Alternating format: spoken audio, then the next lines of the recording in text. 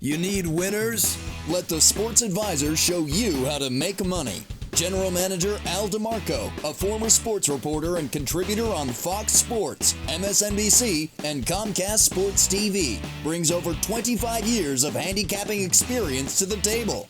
Rick Torino, a 25-year handicapping expert, spent over a decade as a college and pro football editor at a national wire service.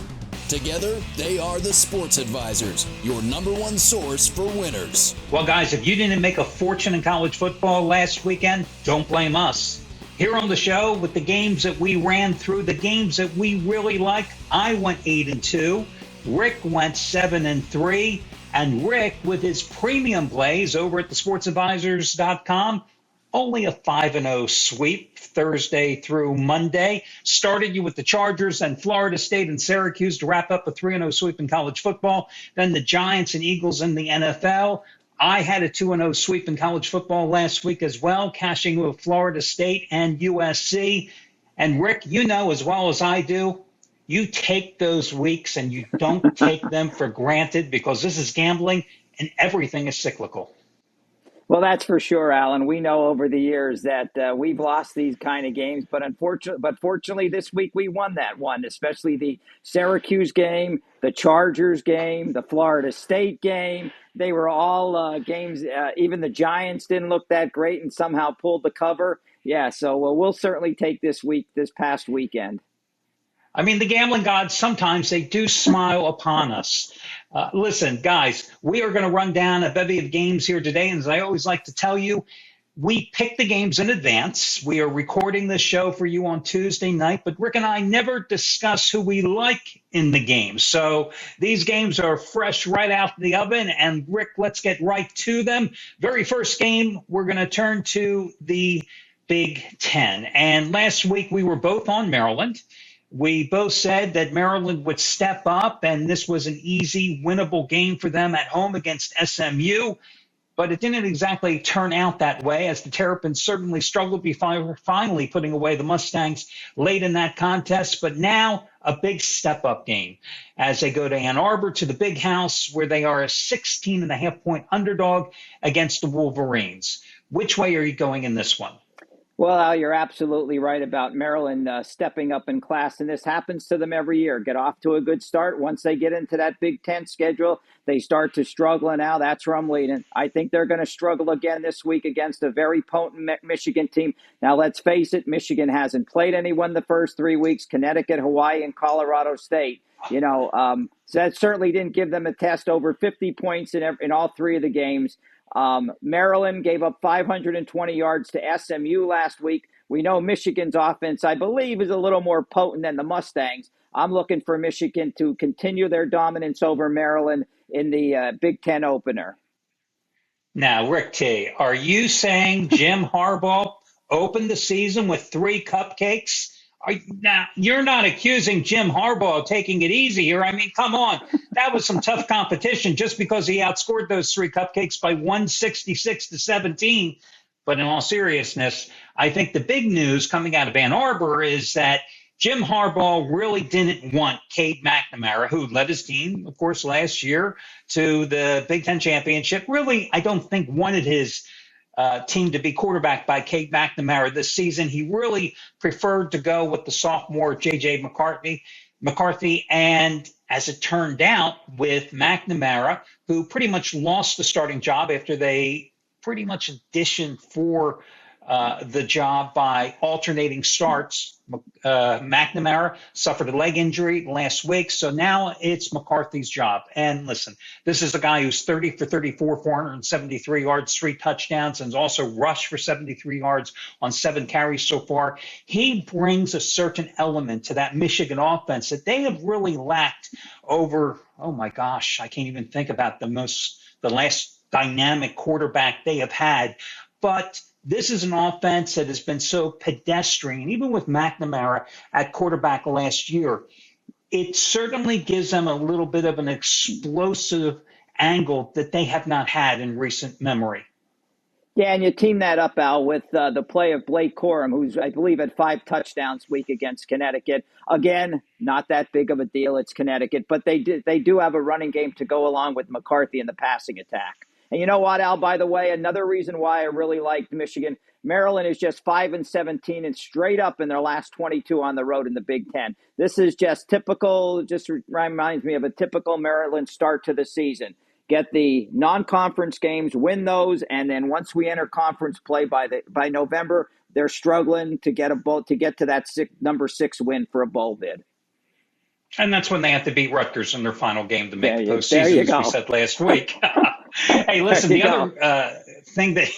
other thing you have to be concerned about, the Terrapins last week, undisciplined play against an SMU team that they should have really kicked out of their own stadium. Maryland, 15 penalties for 141 yards. And if it wasn't for the fact that the SMU quarterback, Tanner Mordecai, he put the ball up 54 times. He threw for 369 yards and 3 touchdowns, but 2 interceptions and a costly fumble. That really gave Maryland life in that game and pretty much sealed the victory for the Terrapins. I agree with you. The only way to play this game is lay the 16.5 points.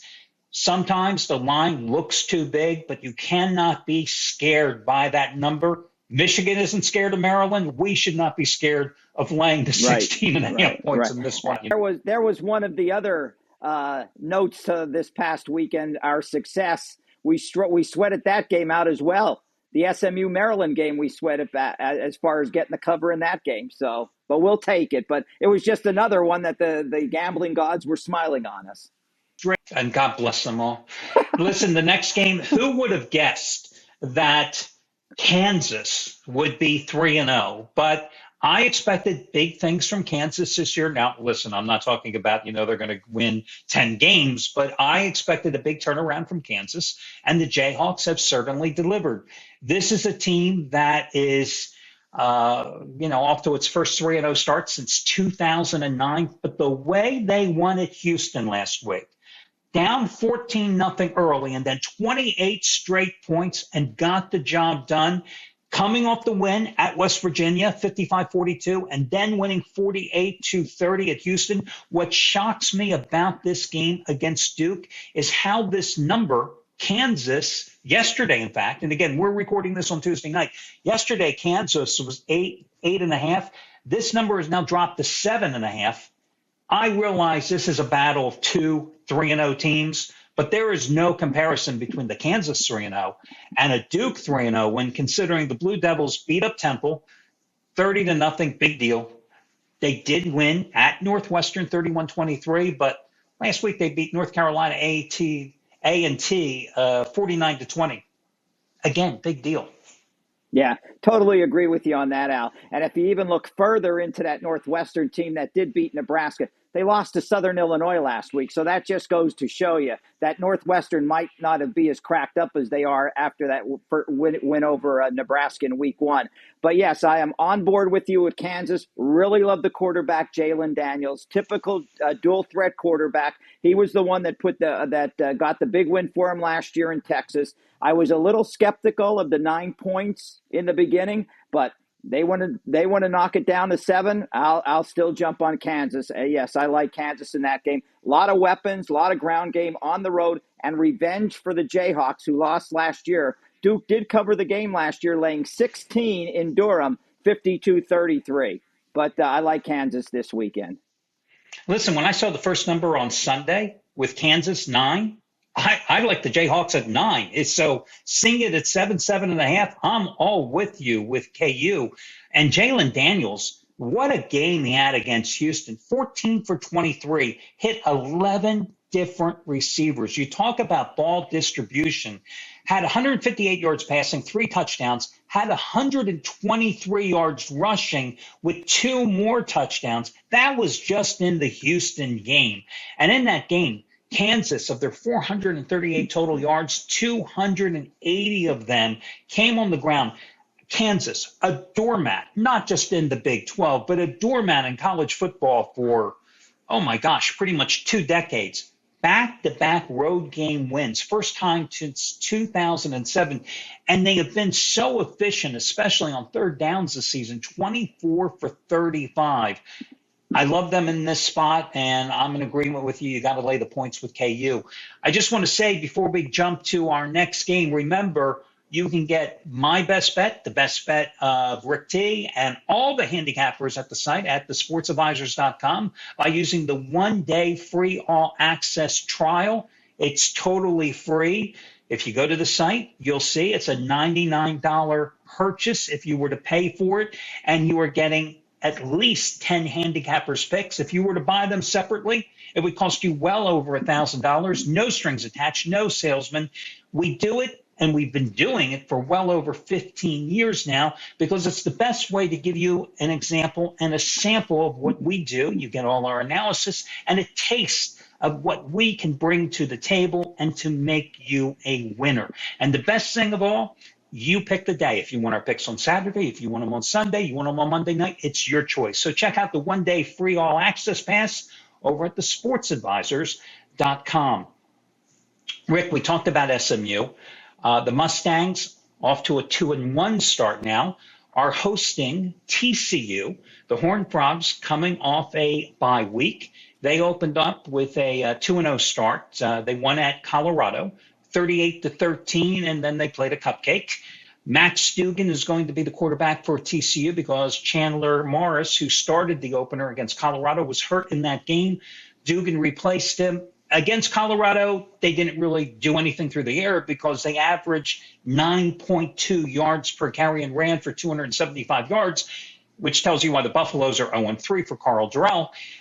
Duggan, though, however, in their next game against Tarleton State, which is a small, I think, FCS school, or no, they're an FBS school in outside of, they're in North Texas someplace. God help me where. But Duggan had a great game, 23 for 29, career high, 390 yards and 5 touchdowns. Does SMU rebound at home, or is TCU simply too much for the Ponies? Well, Al, before I get to that game, we would both be remiss getting back to the Kansas game, if we didn't mention Lance Leipold and the job he's done for the Jayhawks as head coach of that program. Got it from Buffalo, came in and just turned that program around. And they're making Chance in Lincoln, Nebraska for Urban Meyer. He's never leaving Fox. Meyer's not leaving Fox. Leipold is the first guy on the top of Trev Albert's list that they should be bringing in for an interview to try and turn that sad Nebraska program around, Al. Today, the SMU TCU game, Al, not impressed with TCU's overall opponents, Colorado and Tarleton State. I'm going to like SMU at home. TCU, they do have Duggan, who I like, threw for over 1,600 yards or 2,000 yards last year and 16 touchdowns. So even though they're playing without Chandler Morris, I don't think they'll miss a beat with Duggan at quarterback. I like the slight lean at home with SMU, and they get a shot at their old coach, Spike Dykes, as he brings the Horned Frogs into Dallas.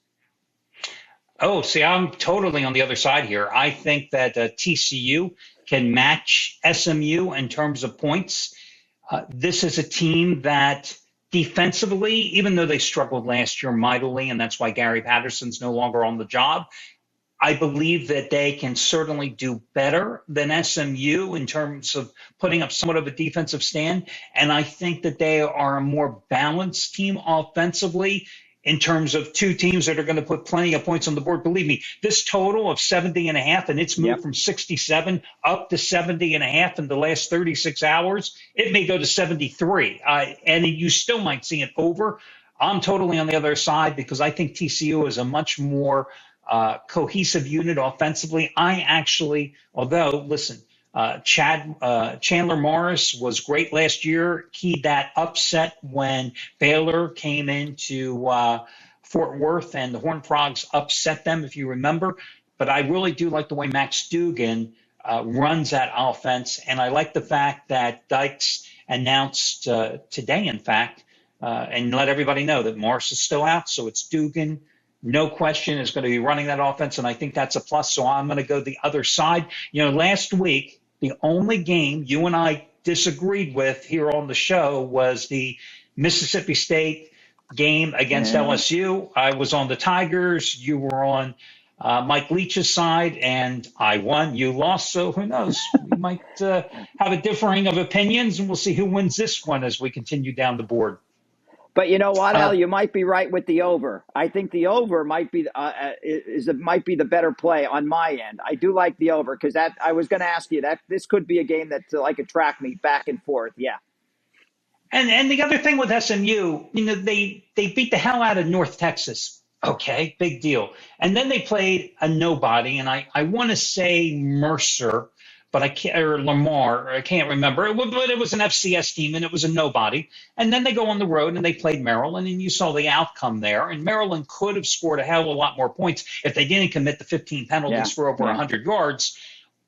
I just think TCU is a little more battle tested. True, they went on the road, they played Colorado, and Colorado isn't that good. Colorado at least was a test for them, and now big rivalry. These two schools are about a half hour away from each other, one in Fort Worth, one in Dallas. I just like TCU in this spot. If I agree with you, the over is certainly a team to consider as well.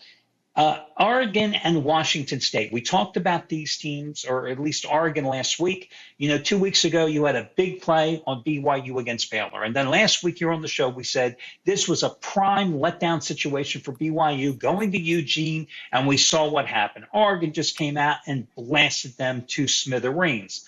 But now we have Oregon, perhaps in the ultimate letdown situation, going on the road, taking on a Washington State team that is off to a 3-0 start, and the Cougars and Pullman are a 6.5-point underdog. And we remember the last time Oregon went on the road between the hedges in Athens, didn't quite work out so well for the Ducks. Yeah, Al, I agree with you. Let's see, Al. The home crowd plays such an important role in some of these contests. It did in BYU in Provo. That crowd was 63,000 strong for BYU against Baylor 2 weeks ago. Oregon now gets BYU in Autzen. I think BYU was a little let down. That game way late. It was a physical game against Baylor, but that crowd was just crazy in Autzen. One of the things I like to look at, Al, when handicapping, I'm looking at a home team getting points in a conference game. This sets up perfectly that a team that is off to a good start. And certainly that's the case with Washington State. Very, very impressed with their win at Wisconsin, as they held Wisconsin several times within the red zone from not scoring. I like Washington State in this game, getting the 6.5 at home. I think they'll be crazy in Pullman, and that place will be packed. Washington State 6-1-1 against the spread in the last 7 or last 8 against Oregon. I'm not predicting an outright victory, but I think they'll keep the number close. I like Washington State Saturday. Okay, before I give you my pick on this game, let me play devil's advocate for you. First of all, Washington State fans didn't exactly show up. Granted, they were playing Colorado State, a bad team. They beat Colorado State 38-7. But after coming off that big upset of Wisconsin, about 24,000 fans showed up for this past Saturday's game. Naturally, Pac-10 opener, or Pac-12 opener, you got to think that the crowd support will hopefully be there.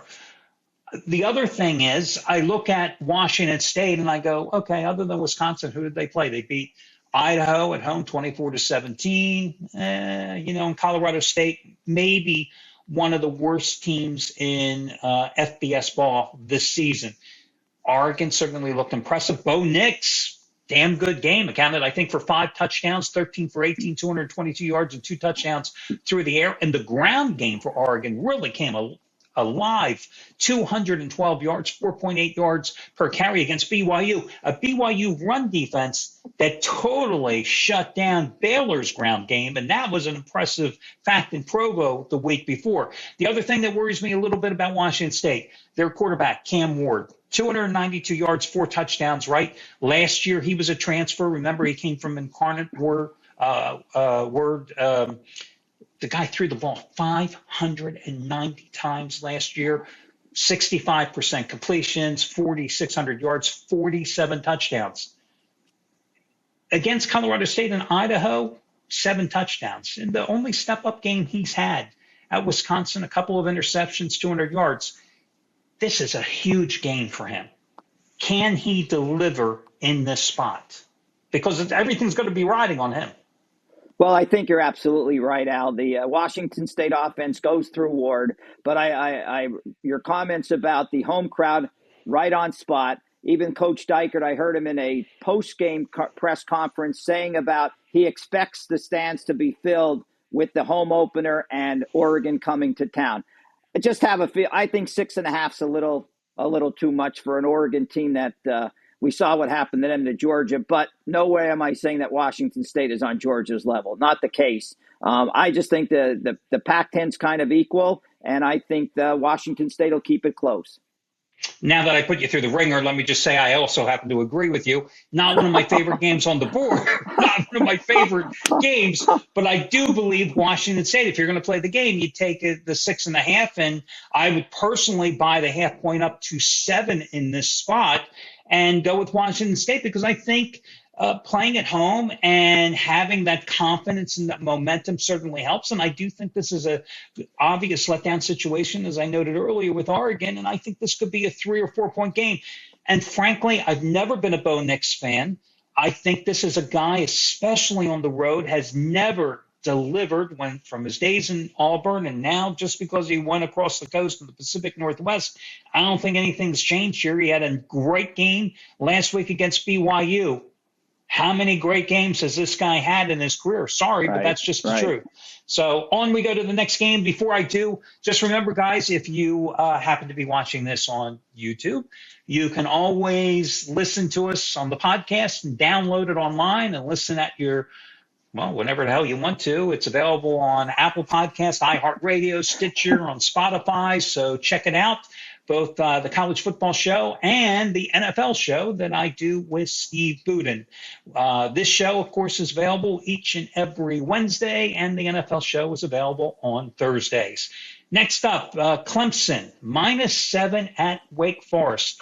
Let's just say the Tigers haven't exactly looked impressive getting off to that 3-0 start.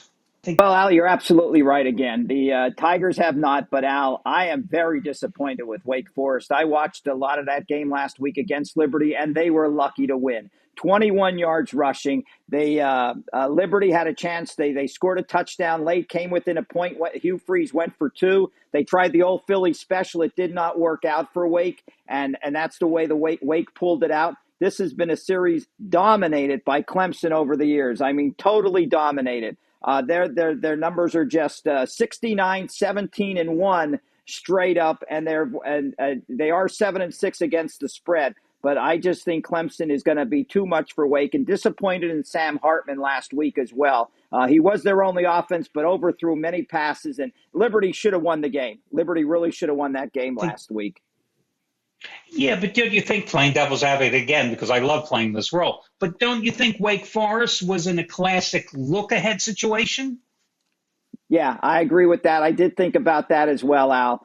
But I just think the dominance by Clemson over the years will continue again on Saturday night. Great ground game led by Will Shipley, who leads the ACC in scoring. I just think at this point, Wake just showed me nothing. And you're right.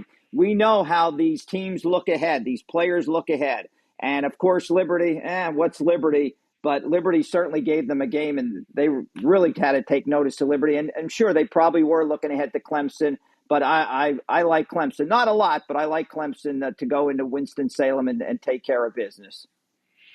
In the hundreds of years that I've been doing this, I've said this thousands of times.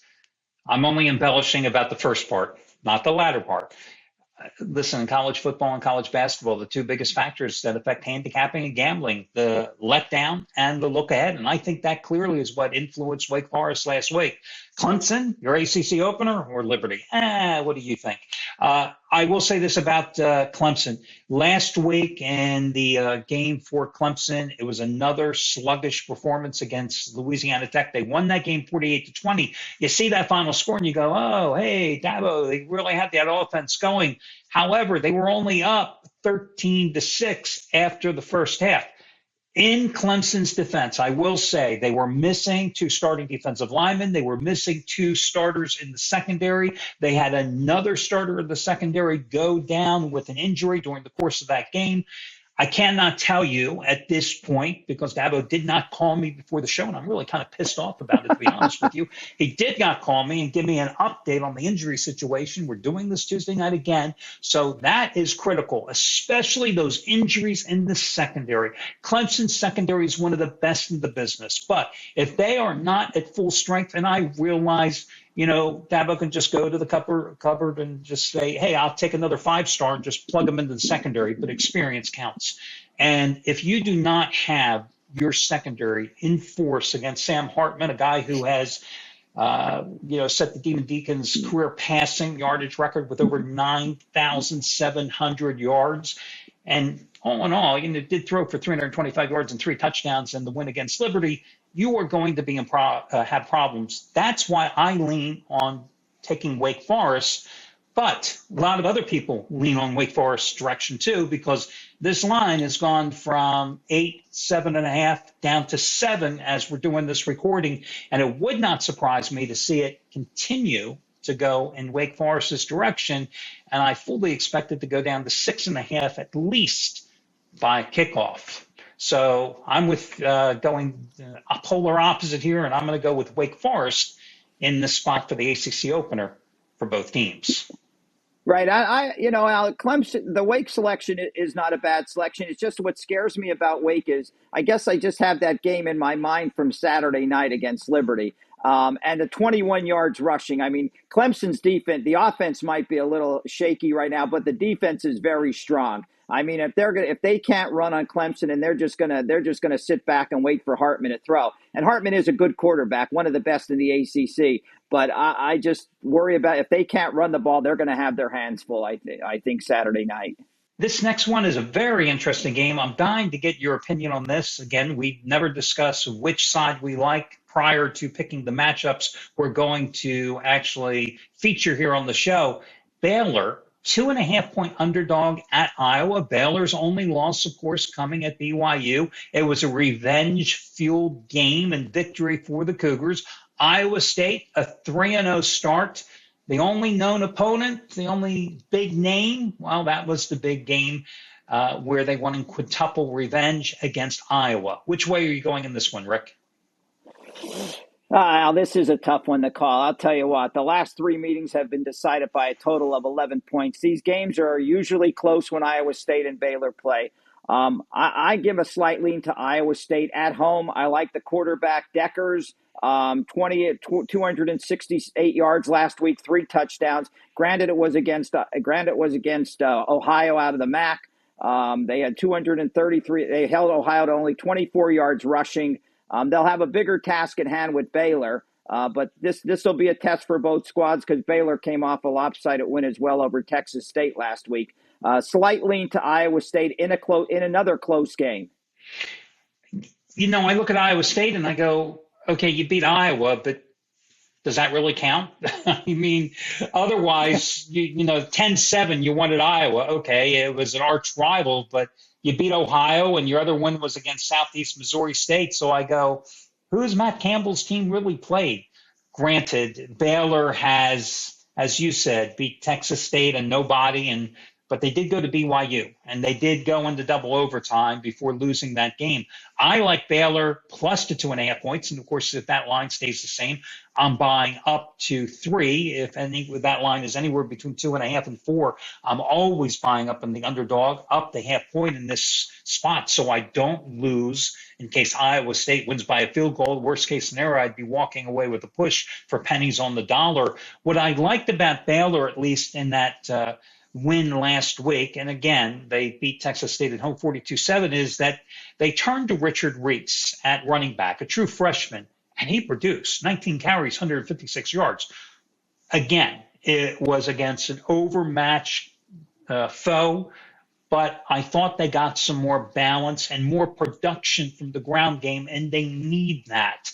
They could not run the ball effectively at all in Provo. I think this is going to be a very low-scoring game. I look at the total of 46 points, and I'm going, really? Only if they play 4 overtimes.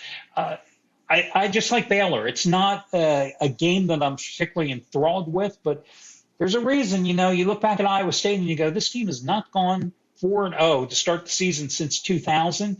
Matt Campbell hasn't even started 3-0 in forever. So, yeah, I'm just a hunch, and you don't bet hunches, that much I can tell you. But my hunch is Baylor, and I would go the other way and oppose you here.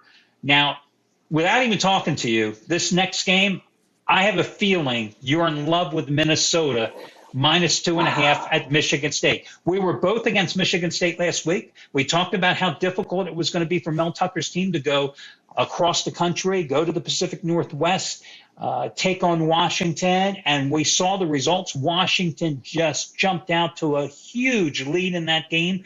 And even though the final score looked close, it was not a close game. 39-28 was the final score, but Washington was up 29-8 at halftime, and it was a blowout, and it was a concerning blowout because I don't think the Spartan faithful ever saw it coming. We did, but they didn't. Yeah. Yeah. Well, I think Michigan State was finally exposed last week. That I tell you what, though, the line is just Minnesota 2-point favorite in East Lansing.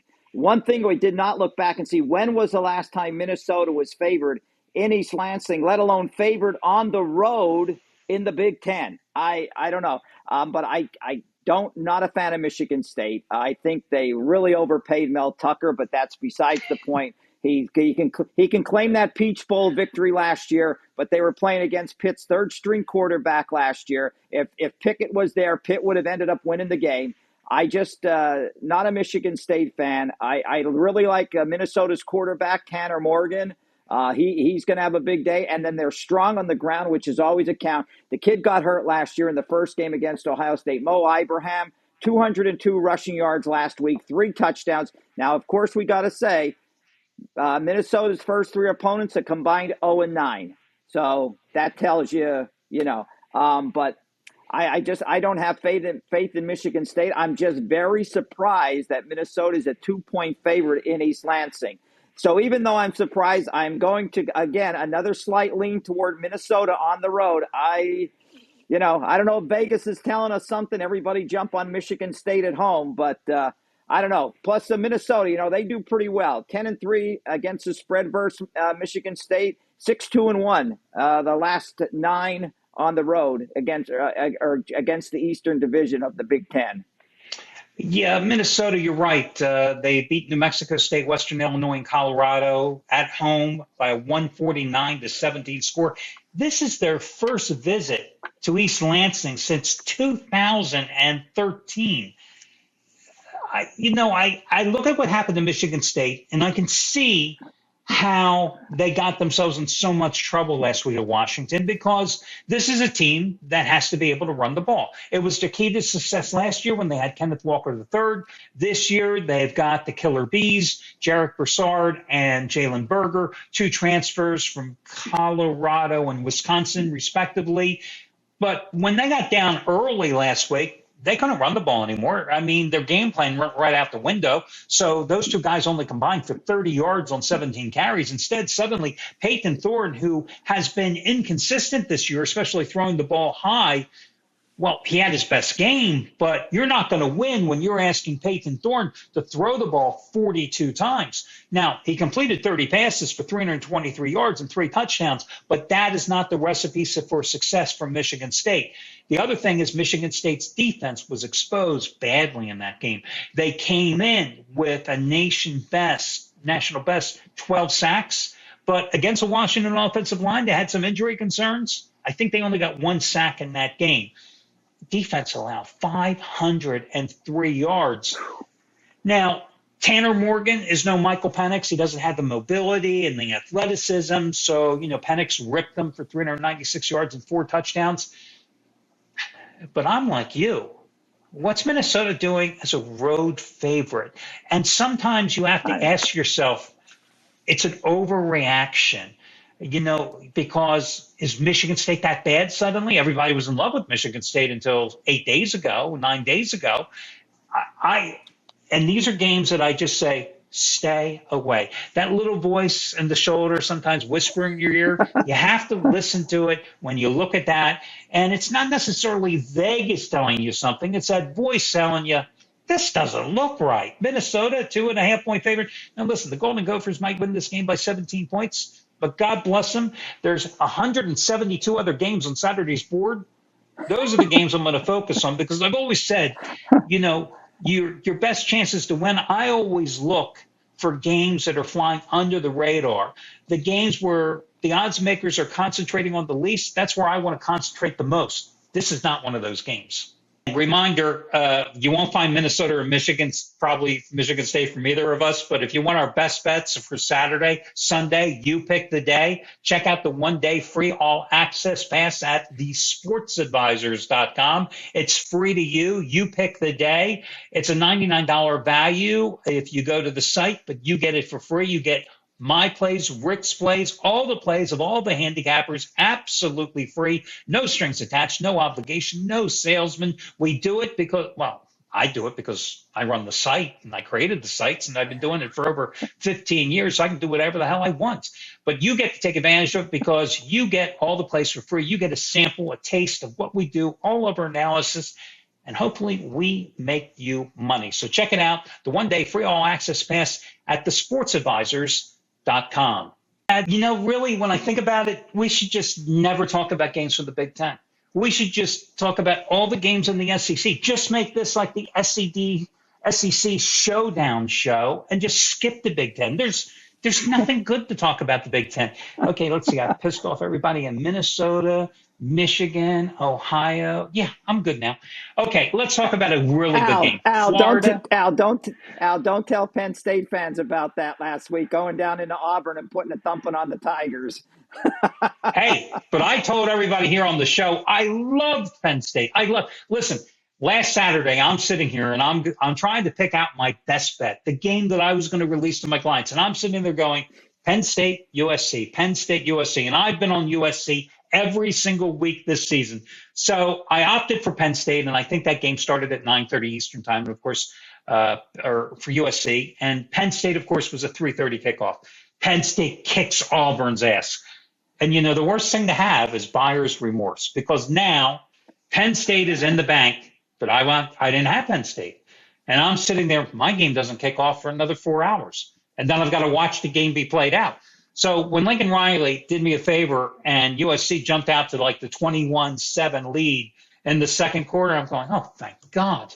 I'm on the Trojans, and this is going to be an easy win because if USC had lost and Penn State was already in the bank with an easy win, it was my favorite free play on the show last week. Yeah, it would have pissed me off. Okay, let's move on. Florida and Tennessee. Tennessee, a 10.5-point favorite. This is a situation when I look back at Florida, I wonder how the hell did Utah beat Florida in week number 1? And we both had Utah in that game.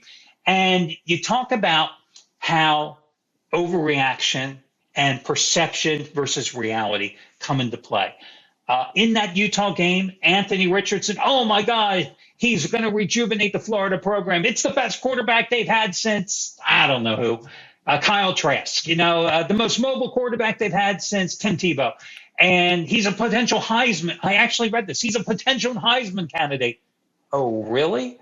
Well, Anthony Richardson is the reason they had a horrible game against Kentucky, and he played horribly against South Florida.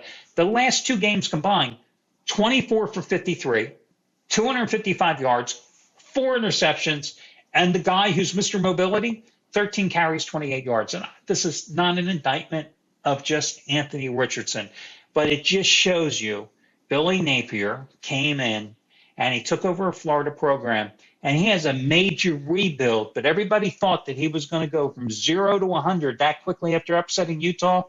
But this is not a very talented Florida team. Alan, the one thing you forgot to mention about Richardson, who was anointed the leading Heisman Trophy candidate after week 1, I totally agree with you. That's what everybody was saying. He's only thrown 1 touchdown pass in the first 3 games. A game that, and like you said, they could be 0-3, a game they should have lost last week to South Florida. South Florida was in field goal range to tie it up. They muffed the snap or something. I just know they had a chance. The kid sailed the kick wide right. But prior to that, they made a bad snap to the quarterback, would back them up even more. South Florida was in that game the whole time. 286 yards rushing for South Florida. And this is a very, very down South Florida team that hasn't been good in the last couple of years. Now, how many times are they going to be singing Rocky Top in Knoxville on Saturday? It's anybody's guess. This is a series that has been dominated by Florida. 16 of the last 17 they've won. 7 of the last 8 in Knoxville. I'm throwing that out, Al. The 11 points scare me, and I know that direction. It's keep going up. I really like Tennessee on Saturday. I think Tennessee has got too much weapons. They didn't like Billy Napier's comments, which he made. This is just an ordinary game. So he just infuriated the Volunteer faithful more. And to make matters worse, game day's in town to be in Knoxville. And this is the first time in a while that Knoxville has been able to host game day, which is a sign of things to come, that this program, with a statement victory on Saturday, is back where they want to be. Yeah, first time game day is there in 6 years. Listen, this has been a one-sided series, as a one-sided series can possibly be. Volunteers have one win in this series since 2004, which speaks volumes to how poorly the Volunteers have been coached over the years, and the disparity between the talent levels between these two programs as well. I agree with you 100%. I am not, however, worried about the line. You know, there are certain games in college. Let's just talk about this year. You look at Oregon against BYU. You look at BYU against Baylor. Just two little examples where teams are primed, they are up, they are ready for revenge, and this is Tennessee's time.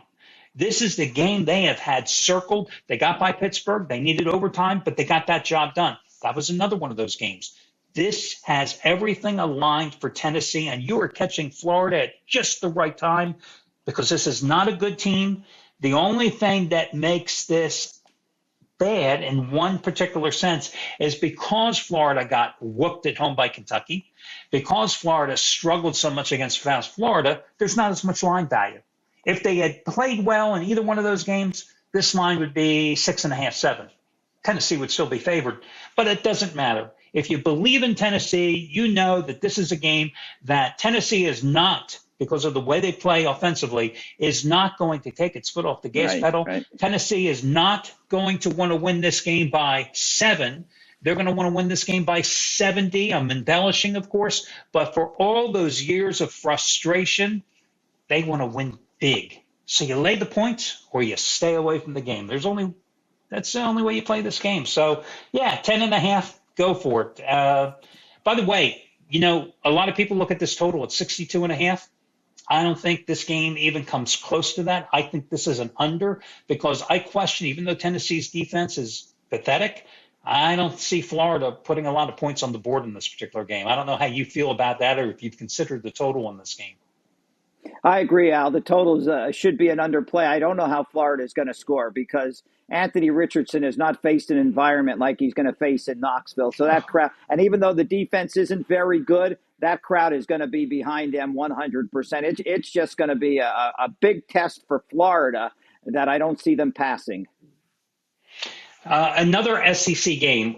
We were both on Texas A&M. As a matter of fact, last week against Miami of Florida, we talked about it in the show that we thought that Jimbo Fisher should make the switch and go to Max Johnson, the former LSU quarterback, and bench Hunter, help me, the Texas A&M guy that he benched. King. Yes. And about a day after we shot the show, that's exactly, Jimbo called us and said, hey, I agree with you guys. I'm going to turn to Max Johnson. I think it was a good suggestion. And we said, hey, Jimbo, we're trying to save you in that $95 million you make, and just throw us a couple of dollars. And I don't know, did Jimbo send you a check? I got nothing from him. What an ingrate. Haven't seen it yet. That's the type of guy he is. That's the type of guy he is, and I'm pissed off about that too. Okay, listen, Max Johnson did not have a great game. I mean, 140 yards, 10 for 20, but he was an efficient game manager. But Texas A&M's defense played damn well against Miami of Florida. Or was Miami of Florida so pathetic offensively that it made the Aggies look good? I watched the game, and I really think the latter is the case. because I mentioned last week Miami of Florida really struggled at home the previous week against Southern Miss, and I think that somewhere between those two, the Texas A&M was really bad and Miami of Florida was even worse. That's where the truth lies. However, Arkansas off to a 3-0 start. Another team that I think got caught looking ahead. Bobby Petrino returned to Little Rock or to Fayetteville, came in with his Missouri State's team, was leading for 3 quarters before Arkansas woke up and finally put away Missouri State 38-27, off to a 3-0 start, having previously been in South Carolina and Cincinnati.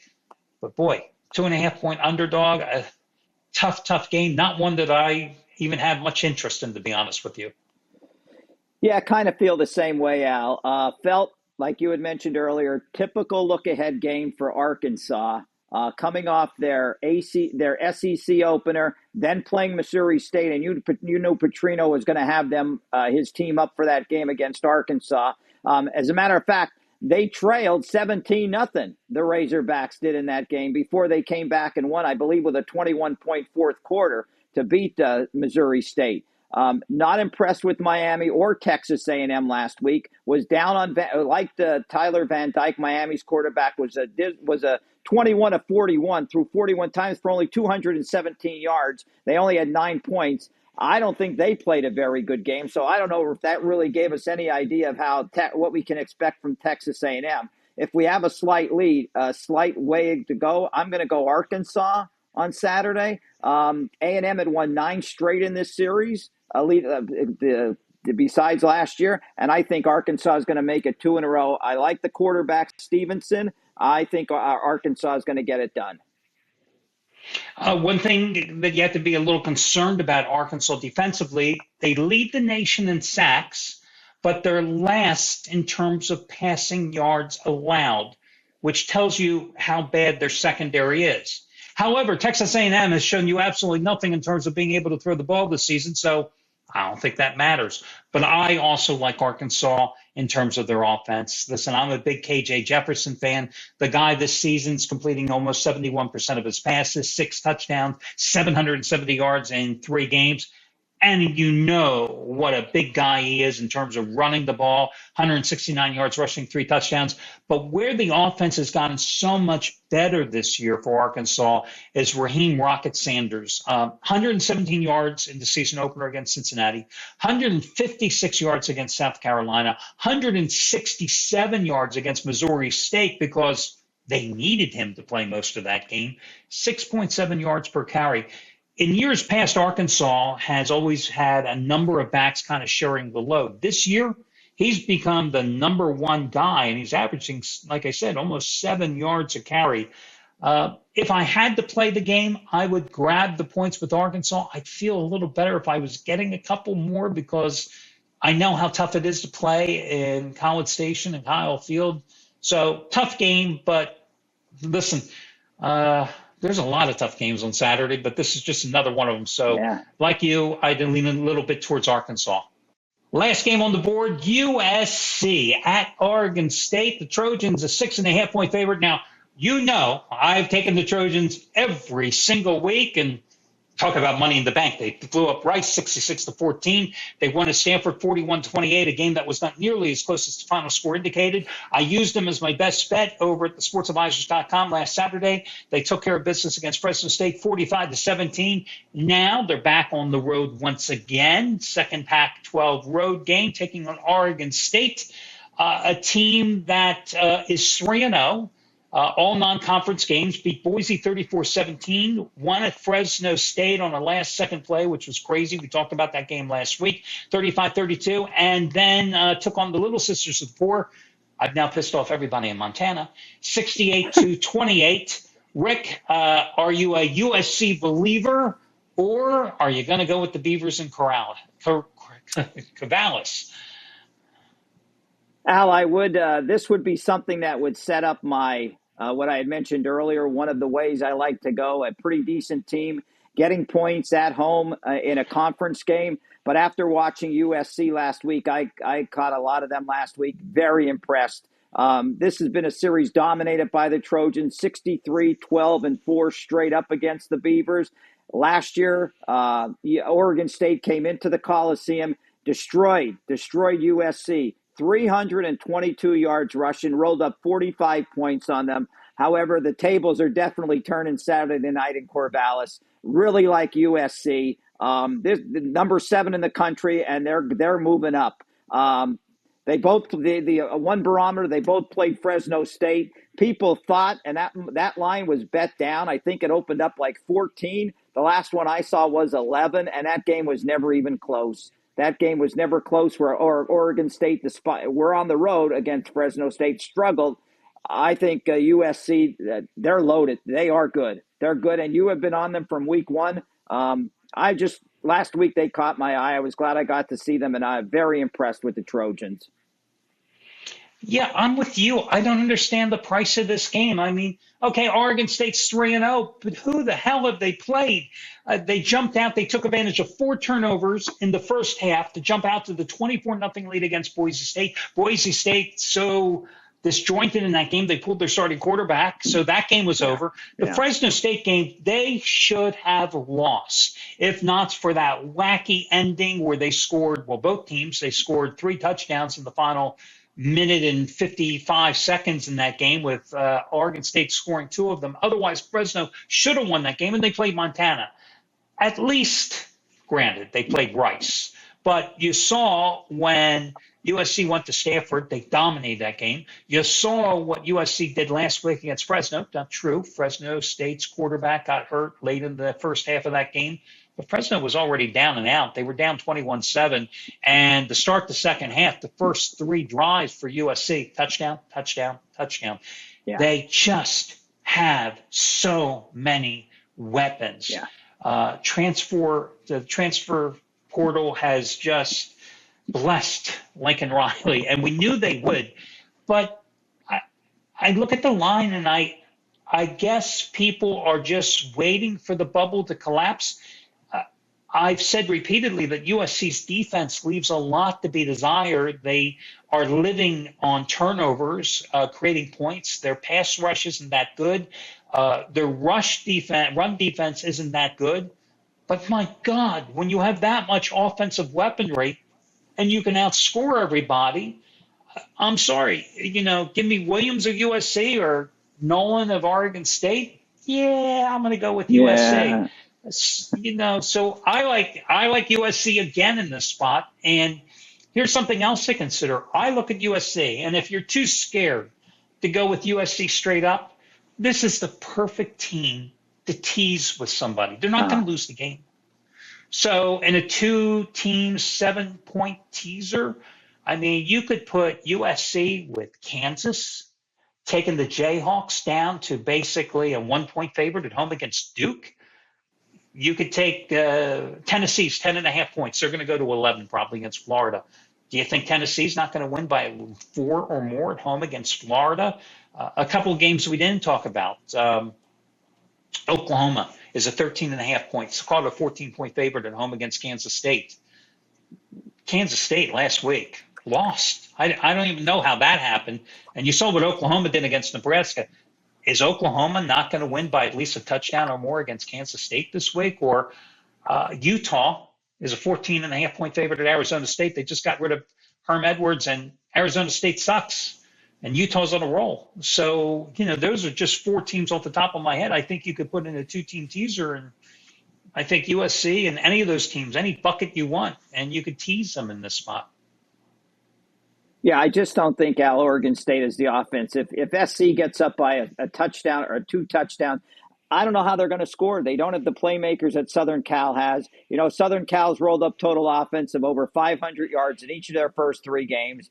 Other than the game in Corvallis, and Oregon State would have to get every break in the game, I think, to stay close. I just can't see them going point. Even though SC's defense isn't the greatest, I just still don't see Oregon State scoring points with SC. It's maybe Corvallis known for rain. Maybe they'll get a lot of rain up there. I don't know. That would be the only way that would slow the Trojans down. The other thing, I just want to throw something out to you. The other thing with USC, now a lot of these guys, they came from Oklahoma. They followed Lincoln Riley out to Southern California. But a lot of these guys that came in from the portal, It's almost like they're discovering how good they can be. It reminds me of the Vince Young Texas team. It reminds me of, well, that's the best example actually I can come up with, that these guys, they're just realizing their potential. And each week it's kind of a learning experience, and it's kind of like, wow, we can be that explosive. We can be that good in this system. And I'm talking about the offense. And it's almost like, wow, this week, you saw the running back. You've seen how Travis Dye, the former Oregon Duck, how he's come on the last couple of weeks. It's like, wow, we can run the ball too. You've seen how Mario Williams, the ex-Oklahoma guy, it's not just Jordan Addison, who may be the best wide receiver in all of football that came over from Pitt. The weapons that are there, and they're realizing that they can expand the arsenal. Yeah, I agree, Alan, especially the point that you made about the running backs. Both of them last week. Dye and his counterpart also had both went over 100 yards rushing. So if they get a running game to go with that passing game, they're going to be tough to stop. Now, I wouldn't be surprised, Al. Maybe we see a Pac-12 team in the Final Four this year. Yeah, definitely. Well, I think USC is definitely on the inside track, but you're right. Washington State, Oregon, but I think Utah is really probably the second best team in the conference. Forget about that loss. That it was just an anomaly against Florida. I think the Utes will definitely be there at the end. Well, listen, that'll do it for this week's show. Again, the one-day free trial, all access pass over at thesportsadvisors.com. The only way you lose if you don't take advantage of that offer to get our plays free. You pick the day. And as usual, you can always check out our podcasts. The show I do here with Rick is always available on Wednesdays. The NFL preview show I do with Steve Budin is always available on Thursdays. Spotify, Apple Podcasts, iHeartRadio, Stitcher. Make sure you start downloading them on a weekly basis and listen at your leisure. For Rick Torino, I am Al DeMarco, and we will catch you next week as this college football season continues with thesportsadvisors.com.